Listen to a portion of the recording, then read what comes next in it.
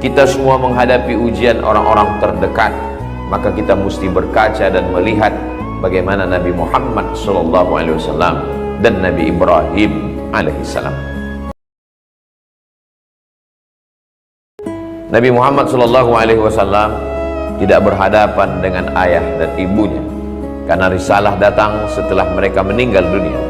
Nabi berhadapan dengan pamannya. Tabbat syada abi lahabin wa tabba ma aghna anhu maluhu wa ma kasaba sayasla naran dzata lahab wa imra'atuhu hammalatal hatab fi jidha hablum mim masad. Padahal Abu Lahab adalah paman yang amat sangat baik. Ketika Abu Lahab punya seorang pembantu bernama Suwaibah. Suwaibah diperintahkan untuk menjaga adik iparnya yang bernama Aminah. Tunggu kelahirannya. Nanti kalau dia melahirkan anak, sampaikan kabar bahagia ini ke rumah. Hari yang ditunggu pun datang, kebahagiaan pun tiba. Suwaibah datang memberikan kabar bahwa anak yang dinanti sudah pun wujud ke atas dunia. Wahai paman Abu Lahab, Aminah sudah melahirkan anak. Maka pada saat itu apa kata Abu Lahab? Sejak hari ini engkau tidak lagi menjadi hamba sahaya. Engkau bebas dari perbudakan. Engkau tidak lagi menjadi seorang budak. Engkau bebas, wahai Suwaibah. Begitulah senangnya hati Abu Lahab mendapatkan keponakan bernama Muhammad SAW yang baru saja dilahirkan oleh Aminah. Kapan Abu Lahab itu marah? Abu Lahab marah setelah Nabi Muhammad SAW mendapatkan wahyu. Dia kumpulkan semua paman-pamannya, bibi-bibinya di depan Bukit Sofa. Lalu Nabi berdiri dan berkata kepada semua penduduk Makkah, wahai penduduk Makkah, andai aku katakan bahwa aku sudah mendapatkan wahyu dari Allah, apakah kalian percaya? Mereka menjawab, kami percaya bahwa di belakang Bukit Sofa, di belakang Jabal Abi Qubais ada musuh yang akan menghantam kota Makkah. Kami percaya, sadaqnaka ya Muhammad. Dari kecil kami sudah menggelar engkau Al-Amin. Tapi kalau engkau katakan engkau mendapat wahyu, malaikat Jibril membawa ayat kepada engkau, maka saat itu apa kata Abu Lahab? Tabban laka ya Muhammad, celakalah engkau. Maka Allah membalas dengan menurunkan ayat tabbat syada abi lahabin wa tab, celakalah kedua tangan Abu Lahab. Ma aghna anhu maluhu, hartanya tidak bisa menolong. Wa ma kasab, perbuatan amalnya tidak bisa membantu. Wa imra'atuhu hammalatal hatab, istrinya akan membawa kayu bakar, karena istri inilah yang membawa berita adu domba memusuhi Nabi beserta dakwah para sahabat radhiyallahu anhum ajmain. Sayasla naran dzata lahab wa imra'atuhu hammalatal hatab fi jidha hablum mim masad. Inilah ayat yang paling sempurna untuk Abu Lahab. Kedua tangannya, pekerjaannya, hartanya, istrinya, semua dilaknat Allah Subhanahu wa ta'ala. Kita semua menghadapi ujian orang-orang terdekat, maka kita mesti berkaca dan melihat bagaimana Nabi Muhammad SAW dan Nabi Ibrahim alaihissalam. Iyamsaskum qarhun faqad massal qauma qarhun mithluh. Kalau kamu mendapat ujian hidup, maka orang-orang sebelum kamu pun juga mendapatkan ujian. Apa yang kita terima hari ini sesungguhnya sudah dialami oleh Sayyidina Muhammad dan Sayyidina Ibrahim alaihissalam. Selesai berhadapan dengan keluarga, Nabi Ibrahim alaihissalam berhadapan dengan umat manusia. Falamma ra'al qamara bazighan qala hadza rabbi. Ketika melihat bulan tampak terang benderang di tengah malam, Nabi Ibrahim berkata, ini Tuhan. Falamma afala qala la uhibbul afilin. Ketika pada siang hari bulan menghilang, maka dia bukan Tuhan. Lalu kemudian pada siang hari saat melihat, falamma ra'a asy-syamsa bazighatan qala hadza rabbi. Ketika siang hari melihat matahari terang benderang, ini Tuhan. Hadza akbar, ini lebih besar daripada bulan. Falamma afalat, ketika dia menghilang, berarti dia bukan Tuhan. Ada sebagian orang mengatakan Nabi Ibrahim mencari Tuhan. Nabi Ibrahim bukan filosof, Nabi Ibrahim bukan ahli filsafat. Ahli filsafat merenung mencari Tuhan, sedangkan Nabi adalah orang yang dipilih oleh Allah Subhanahu wa ta'ala. Mereka kenal Allah karena Allah memilih mereka untuk memperkenalkan Allah kepada umat manusia. Lalu kenapa Nabi Ibrahim mengatakan melihat bintang-bintang adalah Tuhan, melihat bulan-bulan adalah Tuhan, melihat matahari-matahari adalah Tuhan? Ketika semuanya menghilang lenyap, maka mereka bukan Tuhan. Nabi Ibrahim sedang berargumentasi kepada para penyembah bintang. Mereka yang mengatakan bintang itu Tuhan, bulan itu Tuhan, matahari Tuhan. Kalau memang mereka Tuhan, kenapa mereka lenyap? Kenapa mereka hilang? Nabi Ibrahim sedang mengajak mereka berfikir menggunakan akal yang dipikirkan, yang dikirimkan Allah Subhanahu wa ta'ala. Nabi-nabi tidak pernah mencari Tuhan, karena nabi-nabi itu diperkenalkan Allah melalui dirinya sendiri. Allah yang memperlihatkan kuasanya kepada nabi-nabi, lalu nabi itu menjelaskan kepada umat manusia. Allah Subhanahu wa ta'ala mau menunjukkan kepada mereka, para penyembah bintang gemintang, sampai hari ini masih ada manusia yang percaya bahwa takdir manusia terkait dengan hari lahir, bulan lahir. Mereka disebut percaya dengan astrologi, sedangkan umat Islam disuruh mempelajari astronomi, ilmu langit, ilmu bumi, geologi, ilmu yang terkait dengan peredaran bintang gemintang, rembulan, matahari dan planet-planet, astronomi. Kita disuruh mempelajari itu semua.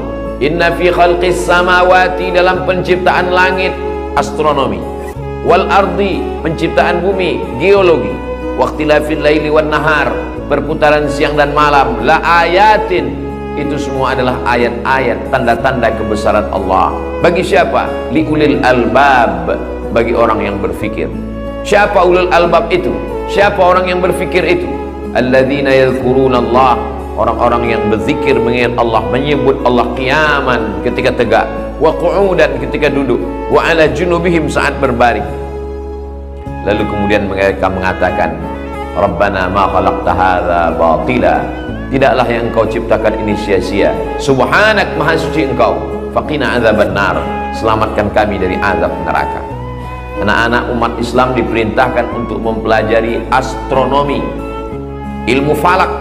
Bagaimana umat Islam menetapkan 1 Muharram, bagaimana menetapkan 1 Ramadan, 1 Syawal, berdasarkan ruqyah. Tapi ruqyah mustahil, dia hanya disokong, dibantu dengan ilmu falak, ilmu astronomi, ilmu yang mengkaji tentang peredaran matahari dan bulan. Lita'lamu adadas sinina wal hisab, supaya kamu tahu bagaimana hitungan tahun. Itulah yang diperintahkan. Adapun yang terkait dengan nasib, kadzdzabal munajjimun walau shadaqu, para ahli perbintangan, ahli nujum itu bohong kalau mereka meramal nasib. Kalaupun kebetulan terjadi, itu hanya kebetulan saja. Orang yang percaya kepada ramalan nasib perbintangan, maka rusaklah akidahnya kepada Allah Subhanahu wa ta'ala.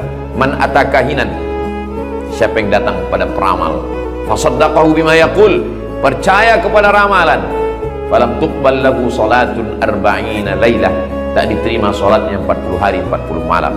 Man ata'arrafan, siapa yang datang kepada peramal, datang kepada dukun, fasaddaqahu bima yaqul, percaya kepada ramalan dukun, percaya kepada ramalan peramal, faqad kafara bima unzila ala Muhammad, maka sesungguhnya dia sudah dianggap kafir terhadap apa yang diturunkan kepada Nabi Muhammad sallallahu alaihi wasallam. Nabi Ibrahim ujiannya adalah berhadapan dengan azar. Selesai ujian dengan azar, berhadapan lagi dengan ujian umat masyarakat yang percaya kepada perbintangan. Sampai hari ini masih ada umat manusia, bahkan orang Islam sendiri pun percaya kepada Allah, tapi juga percaya kepada perbintangan. Nujum diambil dari kata najam. Najam artinya bintang, nujum artinya bintang-bintang. Nasib manusia dikaitkan dengan bintang-bintang. Inna khalaqna kulla syai'in, kami menciptakan segala sesuatu, ditetapkan Allah dengan takdirnya, kuasa Allah. Di antara rukun iman yang keenam, antu'mina bil qadari, percaya kepada takdir, khairihi wa syarrihi, takdir baik dan takdir buruk kembalikan kepada Allah Subhanahu wa ta'ala. Selesaikah ujian Nabi Ibrahim alaihissalam? Belum. Nabi Ibrahim alaihissalam masih berhadapan lagi dengan umat penyembah berhala.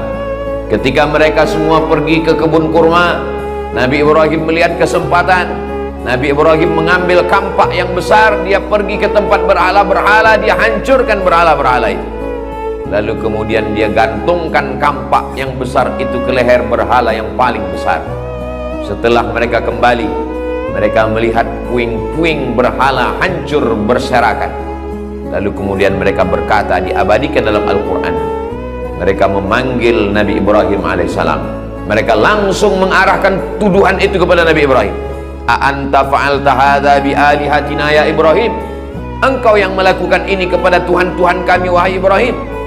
Nabi Ibrahim menjawab, bal fa'alahu kabirhum hadza. Yang melakukan ini adalah Tuhan yang paling besar, berhala yang paling besar.